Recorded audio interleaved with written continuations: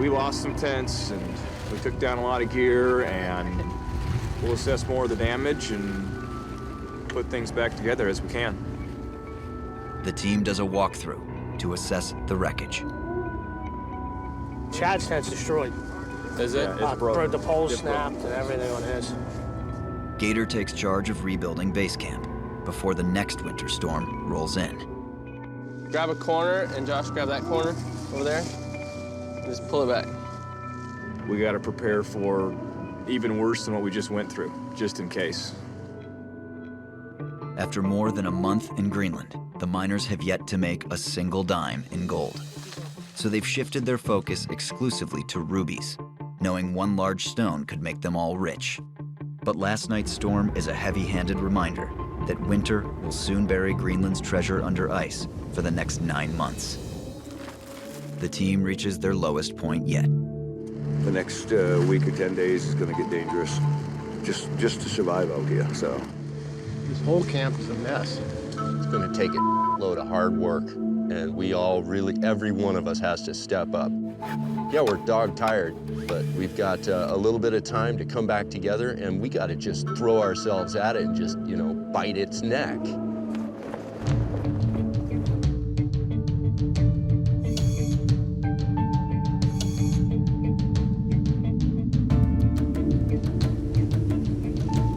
Greenland's ice sheet extends nearly 10,000 feet above sea level. Windstorms like the one the miners just endured create the extreme cold that brings the glaciers back to the lower elevations. The drop in temperature is sudden, creating freak storms that rush off the immense ice sheet. The advancing winds that whipped across the island are a clear sign that winter will not wait for the miners to find their fortune. We need to bring something home this winter, you know, to help put food on the table, pay some bills. We need to get out and find something.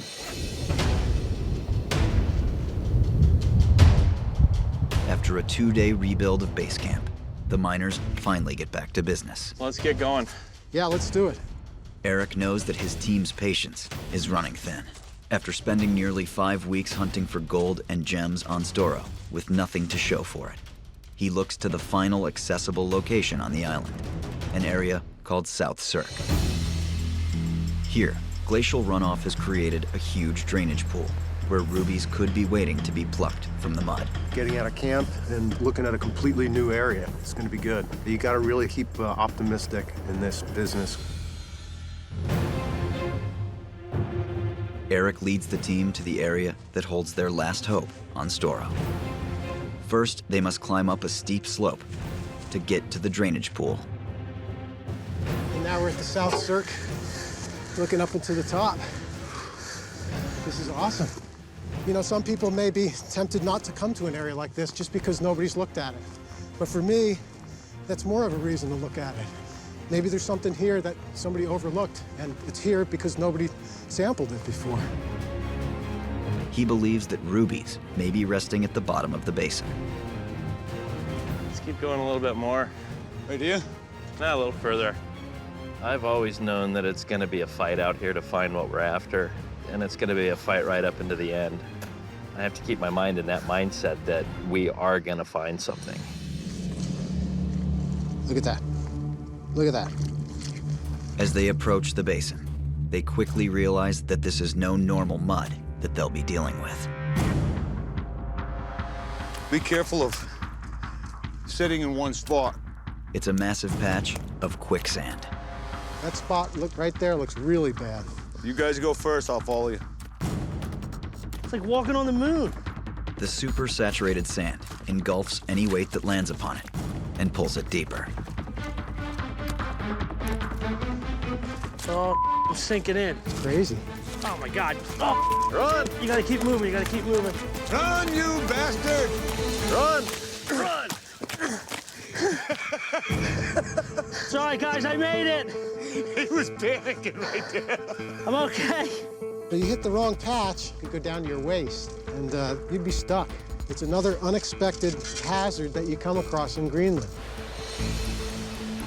Been waiting for months to get in here, ain't you? It has, it's been months. I'm gonna head up to the toe of that slide up there, Okay. and you guys have your sampling plan. Americo, you're gonna take charge of that, right? Yeah. Well, the game plan here now is Eric. I'm gonna take his word for it, and if he thinks there's something here, then I'm gonna follow him and try and find something.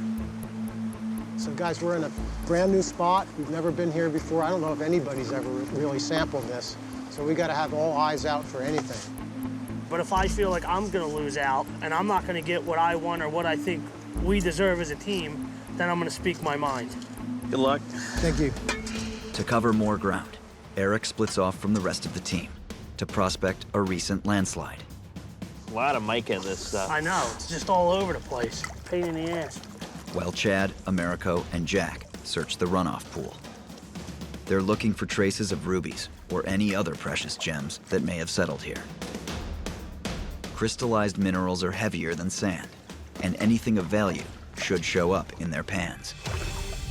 It's really fine sand. I'm not seeing anything in it. No. As a prospector, you want to find what you're looking for, and you worry daily that you're not going to find it. I've seen a little bit of pink in here. In pink and green. Yeah. For me, making a big discovery out here absolutely would validate my life's decision. Seen anything? Nothing. So if Eric doesn't find anything, then this might be a wash. So I'll do a pan or two right in here and see what we've got. We'll let the heavies go down and the lighter material comes up. If the basin comes up empty, Eric's decision to spend the majority of the mining season on Storo will officially be a bust. Let's see what we got here.